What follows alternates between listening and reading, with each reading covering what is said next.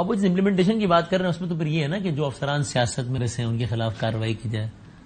کیا ہوگا کلاسز صاحب؟ فیض آباد دھرنا کیس کھلنے کا کیا مطلب ہے؟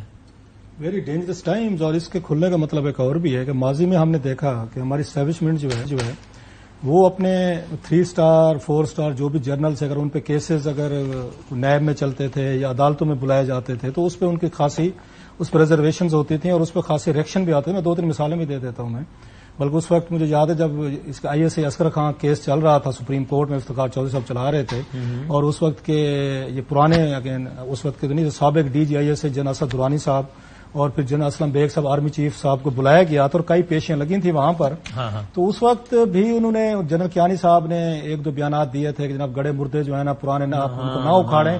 مطلب یہ تھا کہ ہمارے فائلز ہیں رینکس میں کوئی اس بات کو اچھا نہیں سمجھا جا رہا، کوئی جوڈیشری جج ہمارے جنرلز کو ہمارے آرمی چیف کو بلا رہے ہیں سپریم کورٹ میں. اور آپ کے خیال میں آج کی اسٹیبلشمنٹ اس کو برا سمجھیں گے؟ نہیں، میں اسی پہ تھوڑا سا کنیکٹ کرتا ہوں. بڑا یہ اہم ایشو ہے، بڑا اہم میرا خیال ہے، انتہائی وہ ایکسپلوسو کیس ہے آنے والے سارٹ آف انپریسیڈنٹڈ ہے.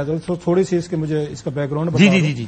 اس وقت کے بعد میں جب فیصلہ دیا تھا انہوں نے افتخار چودھری صاحب نے، تو انہوں نے آپ کو یاد ہوگا 2 کام کیے تھے. ایک انہوں نے FIA کو یہ کیس ریفر کیا تھا کہ جو پولیٹیشینز ہیں جنہوں نے اسے ISI سے 1990 میں بینظیر بھٹو کو ہرانے کے لیے انہوں نے پیسے لیے تھے، ان کی آپ یہ پراسیکیوشن کریں، جس میں بڑے بڑے نام تھے، نواز شریف صاحب بھی تھے اور بڑے بڑے بگ نیم سے کہ انہوں نے پیسے لیے ISI سے، جس کو وہ ڈینائی کرتے تھے. خیر، اور ساتھ میں انہوں نے کہا جناب کہ جنہوں نے پیسے دیے تھے اسلم بیگ صاحب اور درانی صاحب پہ الزام لگ رہا تھا، انہوں نے آ کے GHQ کو کہا وایا ڈیفینس منسٹری کہ آپ ان کو پراسیکیوٹ کریں آرمی ایکٹ کے تحت جو بھی کورٹ مارشل ہے. اب نہ FIA نے جرات کی کہ وہ اپنے پولیٹیشینز کو پکڑتے، یہ پیپلز پارٹی دور تھا، ویسے بڑے کہتے روتے تھے ڈرامے کرتے تھے جی ہمارے دیکھیں ISI عسکر خان کے اس میں پیسہ چل گیا ہمیں ہرا دیا. جب انہی کی حکومت میں آیا کہ FIA کو کہا گیا، انہی کی حکومت پیپلز پارٹی کی 2012-13 کی بات کر رہا ہوں، اس وقت وہ پیچھے بھاگ گئے تھے، کچھ نہیں کہا تھا.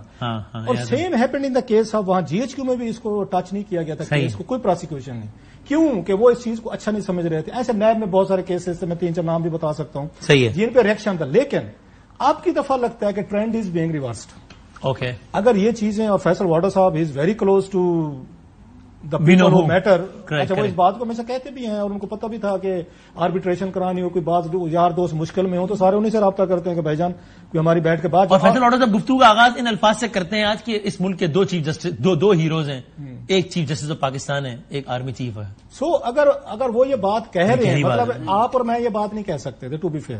یہ فیصل واڈر صاحب ہمارے بھائی فیصل بھائی کہہ سکتے تھے جو انہوں نے بات کی. آپ اور میں کرتے تو پڑے جانا سی دوسرے لفظوں میں، لیکن فیصل بھائی can do that, fair enough. وہ یہ بات کہہ رہے ہیں، that's a luxury of seeing this again big thing. وہ یہ کہہ رہے ہیں کہ جناب کے یہاں پہ جنرل فیض صاحب اور ایک کچھ سٹنگ کور کمانڈر صاحب جو ہیں جن کا فیض آباد سے ریلیٹڈ کچھ اس وقت جب آئی تھی ججمنٹ، وہ آپ والی بات ٹھیک ہے، میں نے اپنی اس کو ٹیم کو کہا ہے ابھی کہ بھائی نکالو یار، پڑھو دوبارہ پڑھیں اس کو بیٹھ کے، کیونکہ آپ کو یاد ہے سب کی راتیں کالی ہونے والی ہیں، سب نکال کے دوبارہ کر رہے ہیں، مطلب اس کو ریوائز کر رہے ہیں، اس وقت تو کرنا ہے.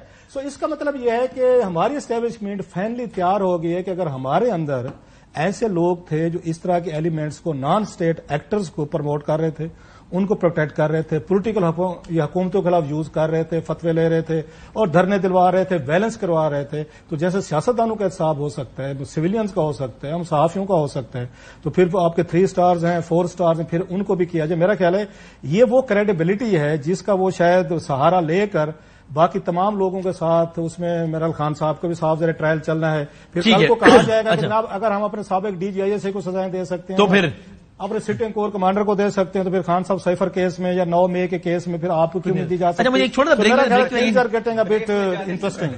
میں جانے سے پہلے 2 چیزیں. ایک تو جو رؤوف بھائی نے کہا اصغر خان کیس کا بھی اس میں حوالہ ہے کہ ہم نے اس میں لکھا ہے کہ سوچا یہ گیا تھا کہ اس کیس کے بعد سیاست میں حصہ نہیں لیں گے، لیکن نہیں، ایسا نہیں ہوا. دوسری، یہ جو ایک تو کریک ڈاؤن جو فوج کر رہی ہے، جس کے لیے اب $290 پہ آ گیا ہے، اللہ کا شکر ہے. اور دوسرا، اس کریک ڈاؤن کے ساتھ جو نیب کے کیسز کھلے ہیں تو بلا اس وقت تک سنا جا رہا ہے کہ اکراس دا بورڈ ہوگا، ٹرکوں کا ٹرک سے.